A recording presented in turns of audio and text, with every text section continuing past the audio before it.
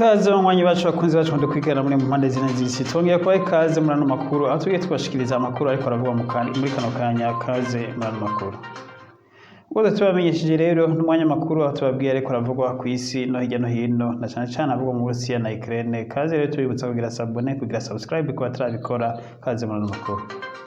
Aya makuru yacu rero nkuko twemeye tubahiriye mu Burusiya nyuma y'iminsi ibiri Uburusiya bwari bwatanze agahembo kugira ngo abantu bari bakicugaraniye muri Mariupol na cyane cyane muri ca kinogo ca AZAVSTAL steel plant. Iyo minsi ibiri rero ikaba yaheze ku munsi w'ejo abantu batari bake bakaba baravanyweyo igikorwa kiba cyakozwe n'umuryango utabara imbabare Croix Rouge ndetse na Comité International de Médecins Sans Frontières akaba ari bo bakoze kino gikorwa cyo kurokora abantu bari muri kino kinogo nibura bakaba barakuye abantu barenga igihumbi ariko ngo bakaba n'ubu hakiriyo abantu bakiri muri bino binogo batashoboye kuvayo. Abavuye rero bavuze uko byari bimeze bavuga ko ngo basa n'abari mu kuzima babona ko bapfuye atakindi kizobarokora bavuga ati icyo twari turindiriye turiyo twavuga ati tuzopfa ryari mbega ni iki kizodutabara maze rero bavuga ati abari bariyo ni nko mu kuzimu nyine nko umuntu aba yapfuye. Rero abantu batari bake bakaba barashoboye kurokorwa inyuma y'iyo misi yose bari bamaze muri ico kinogo.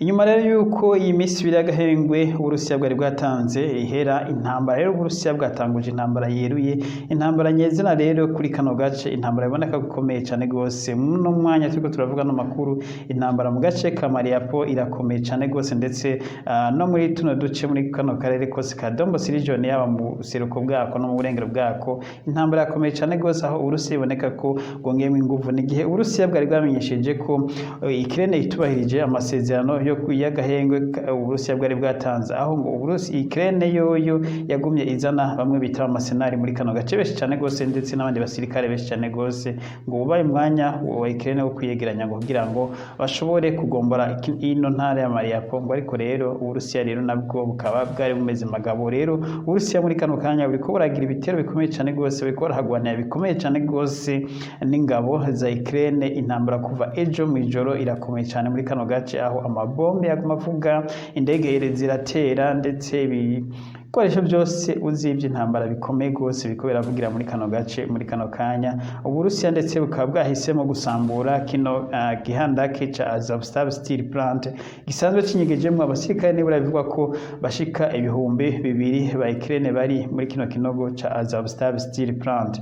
Ubu rero intambara irakomeye ndetse intambara ikaba yatandukiye n'ibindi bice. Uburusiya bukaba buhejeje gutera amarokete menshi ku mwindi ntara ya Lviv nayo ni intara iri hafi intara ya Kharkiv ndetse na Kharkiv naho nyene bakaba bahateye amabombe. Ibi rero ngo ni kubera Uburusiya Ukraine ngo iriko iragerageza ngo gushaka ngo gusubira kugaruza intara ya Mariupol. Uburusiya rero buriko buratera hirya no hino kugira ngo abasirikare ba Ukraine ngira ngo batakaza umutwe babure aho baza gutabara naho bareka. Rero ibitero biriko biraba muri Lviv ndetse no muri intara ya Mariupol aho bagiriko baragerageza abasirikare b'Uburusiya gusambura nkuko twabibabwiye ino Handake ya AZAVSTAL steel plant ndetse ngo no mu turere twa Donbas region hose mu buseruko no muri ariko ariko harabera imigwano ikomeye hagati y'ingabo z'Uburusiya n'ingabo za Ukraine aho ingabo za Ukraine zari zamishije ko zafashe agace kamwe muri tuno duce twa Donbas region aho Uburusiya ngo bwari bwigaruriye maze igisirikare ca Ukraine congera kuhagaruza. Rero intambara nkuko tubabwiye zirakomeye muri uno mwanya.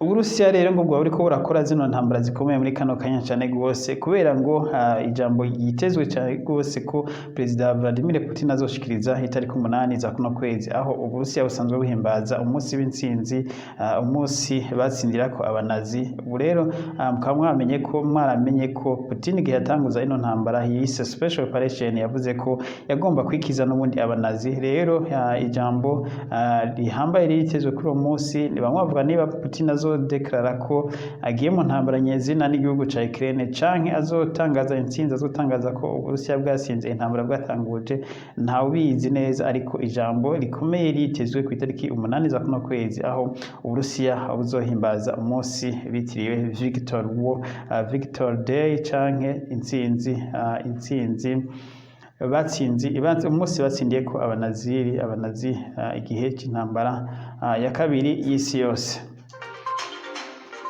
Uburusiya rero imyiteguro yo guhimbaza umunsi irakomeye cyane rwose. Igisagara kimaze gusigwa amarangi, umugwa mukuru Moscow umaze gusigwa amarangi, ndetse n'abasirikare amadefile bamaze iminsi bitegura, ndetse n'ibifaru byinshi by'intambara n'ibindi bikoresho byose n'amamisiri mashasha Uburusiya bufise bimaze kwegerezwa hano, bikaba bizokwerekwa abanyagihugu berekana ubushobozi n'ububasha bw'Uburusiya kuri uwo munsi w'intsinzi Uburusiya buzohimbaza itariki 8 za kuno kwezi. Tuve rero mu ntambara iriko irahuza Uburusiya na Ukraine, tugende muri ko biravugwa hirya no hino ku isi. Inama nkuru y'ubumwe bw'Uburayi eje gukorana, aho inama nkuru rero yarikoranye yigana cyane ku kibazo ca Ukraine n'ikibazo c'ibitoro by'Uburusiya n'ukuntu n'ibihugu bimwe Uburusiya bumaze gufatira ibihano bitagihagaze n'ibitoro.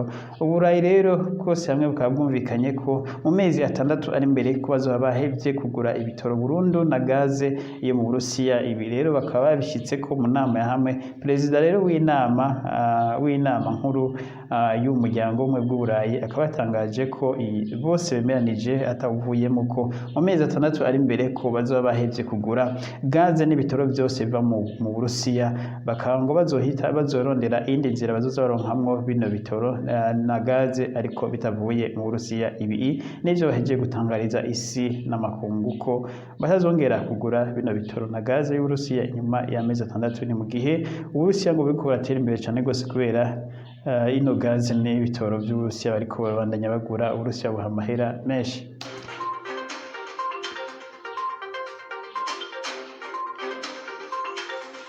Ayandi makuru nyene ariko aravuga mu Burayi n'Ubwongereza bwongeye kwemeza ko Ubwongereza ngo basirikare babo ngo baturutse igisirikare bagenda kugwana muri Ukraine. Ngo rero ntabwo ari igihugu cy'Ubwongereza cyangwa gisaba n'abasirikare, ahubwo ngo baturutse igisirikare ngo bagenda kugwana yo ku bushake. Ni mu gihe rero abasirikare b'amahanga batanguye kugwa muri zino ntambara, na cyane ubu hamaze kugwayo abasirikare b'Abanyamerika 3 muri ntambara. Umwe rero wapfuye vuba n'uwitwa ngo bo bari bise ngo the ghost of Kiev, ngo umuzimu wa Kiev. Ubu yaba n'umupilote bivuga ko ngo nibura yoba yarakoroye indege 10 z'Uburusiya.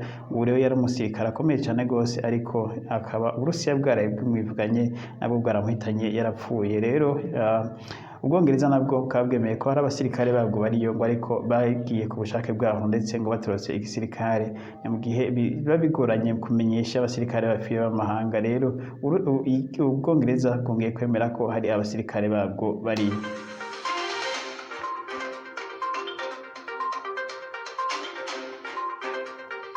Muri Amerika naho Perezida Joe Biden yongeye kwemeza ku mugaragaro ko Putin agereranywa na Hitler n'abandi, ko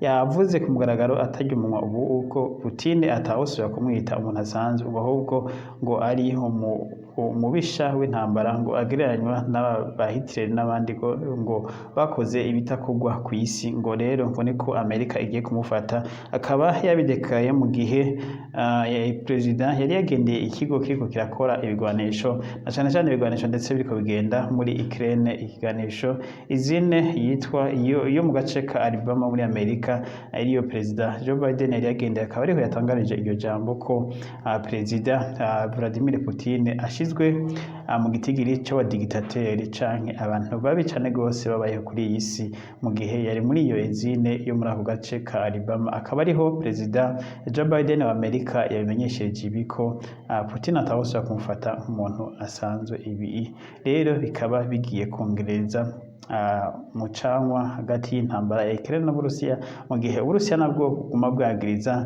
Amerika n'ibindi bihugu ko bino bihugu arivyo biriko biragira uruhara mu ntambara. Muri iyi ntambara arivyo biriko biratuma ibintu biba uko bibaye, ndetse akaba nabigabishije ko ashobora no gukoresha Perezida Putin akaba yabigabishije ko ashobora gukoresha izindi nguvu zirenze izo ariko arakoresha, ndetse akaba ashobora ngo no kwivuna ibihugu bimwe mu bihugu yagabishije bikanka kumva bibandanya birungika ibigwanisho muri kino gihugu ca Ukraine.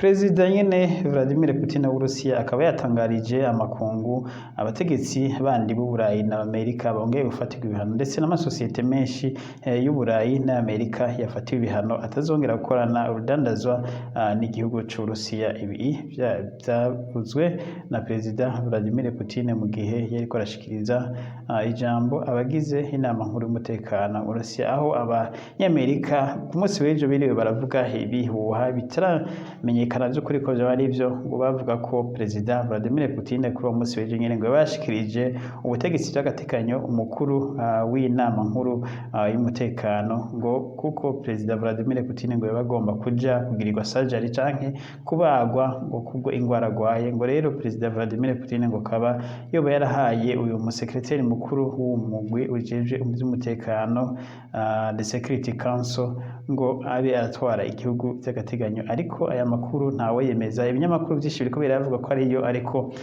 twebwe ntabwo dushobora kwiyemeza kuko twaravye ku binyamakuru vyose vy'Uburusiya ndetse n'ikinyamakuru candika co mu biro vy'umukuru w'igihugu vy'Uburusiya.